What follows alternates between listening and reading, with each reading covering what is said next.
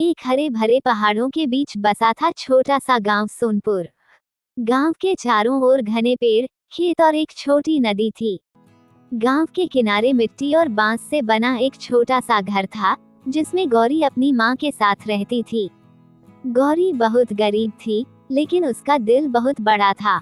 वह मेहनती, समझदार और दूसरों की मदद करने वाली लड़की थी।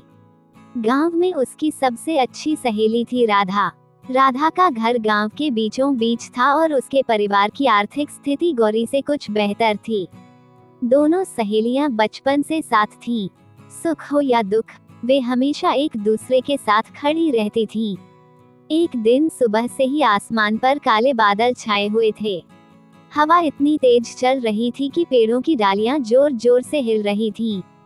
बूढ़े लोग आसमान देखकर कह रहे थे, आज बारिश बहुत भयंकर होने वाली है। शाम होते होते तेज बारिश शुरू हो गई। बारिश की बूंदें इतनी तेजी से गिर रही थीं कि कुछ ही देर में गांव की गलियां पानी से भर गईं। नदी का पानी भी तेजी से बढ़ने लगा। गौरी अपनी माँ के साथ घर के अंदर बैठी थी। अचानक छत से पानी टपकने लगा। माँ घबराकर बोली, बेटी, लगता है आज की रात बहुत कठिन होगी। गौरी ने मुस्कुराकर कहा, माँ, डरने की जरूरत नहीं, हम दोनों साथ हैं। भगवान सब ठीक करेंगे। लेकिन बारिश रुकने का नाम नहीं ले रही थी। उधर राधा के घर में भी पानी घुसने लगा। उसके पिता ने सामान ऊंची जगह पर रखना शुरू किया। राधा को सबसे ज्यादा चिंता अपनी सहेली गौरी की थी। उसने पिता से कहा, बाबा, गौरी का घर तो नदी के बहुत पास है। अगर पानी और बढ़ गया तो। पिता ने बाहर देखते हुए कहा, बेटी, अभी बाहर जाना ठीक नहीं है। पानी बहुत तेज है। राधा बेचैन हो गई। रात गहराती गई और बारिश और भी तेज हो गई।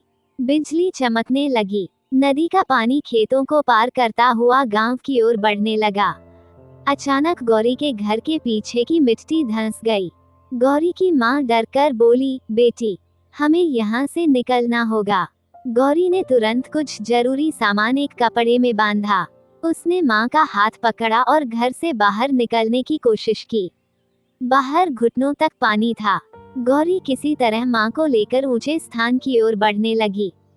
तभी उसे दूर से किसी के चिल्लाने की आवाज सुनाई दी, गौरी, गौरी। वह आवाज राधा की थी। गौरी ने देखा कि राधा अपने पिता के साथ लालटेन लेकर उनकी ओर आ रही थी। राधा चिल्लाई, गौरी, जल्दी हमारे घर चलो, यहाँ रहना सुरक्षित नहीं है। गौरी ने कहा, लेकिन तुम्हारा घर भी तो पानी से घिर गया है। राधा ने उसका हाथ पकड़ते हुए कहा, घर की चिंता बाद में करेंगे, पहले तुम और तुम्हारी माँ सुरक्षित रहो। दोनों परिवार किसी तरह राधा के घर पहुँचे। राधा की माँ ने गौरी और उसकी माँ को सूखे कपड़े दिए और उन्हें गर्म खाना खिलाया।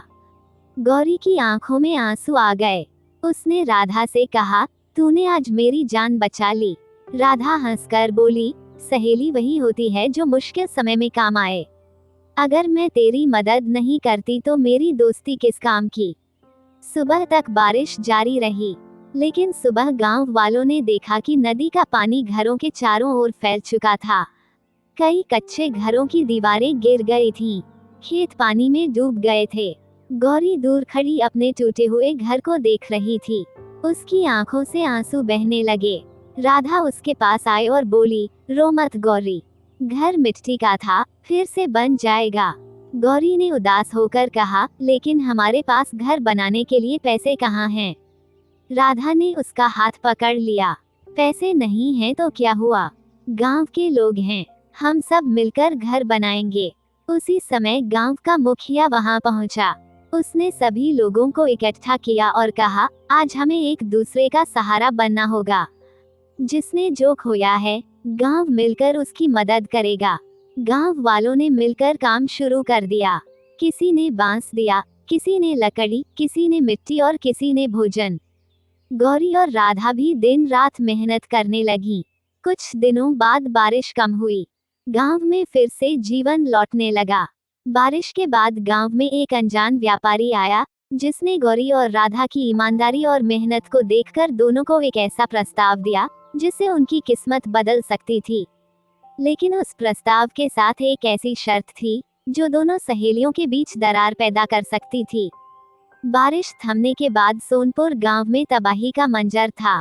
कई घर टूट चुके थे और खेत पानी में डूब गए थे। गौरी और उसकी सहेली राधा ने अपने दुख की चिंता किए बिना पूरे गांव की मदद करने का फैसला किया। कुछ दिनों बाद गांव में हरिदास नाम का एक व्यापारी आया। उसने गौरी और राधा को बांस और मिट्टी से सामान बनाने का काम दिया। उसने कहा कि वह सामान शहर में बेचकर उन्हें अच्छी कीमत देगा, लेकिन उसकी एक शर्त थी, दोनों में से केवल एक लड़की उसके साथ शहर जाकर काम संभालेगी। गौरी और राधा के सामने मुश्किल फैसला था, लेकिन दोनों ने एक दूसरे को आगे बढ़ाते हुए कहा, शहर जाने का मौका मेरी सहेली को मिलना चाहिए। हरिदास उनकी बात सुनकर मुस्कुराया। उसने बताया कि वह उनकी परीक्षा ले रहा था। वह देखना चाहता था कि सफलता के लिए दोनों एक दूसरे को पीछे करते हैं या आगे बढ़ाती हैं। उनकी सच्ची दोस्ती देखकर उसने दोनों को साथ काम करने का अवसर दिया। गांव की महिलाओं ने मिलकर बांस की टोकरियां, चटाइयां और दूसरी चीजें बनानी शुरू की।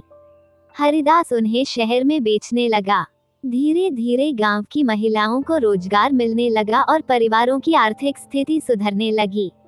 गौरी और राधा ने अपनी कमाई से अपने घरों की मरम्मत करवाई, लेकिन उन्होंने कुछ पैसे गांव की भलाई के लिए भी बचाए। एक दिन मुखिया को खबर मिली कि नदी का पुराना बांध कमजोर हो गया है। अगर दोबारा तेज बारिश हुई तो गांव में भयंकर बाढ़ आ सकती है।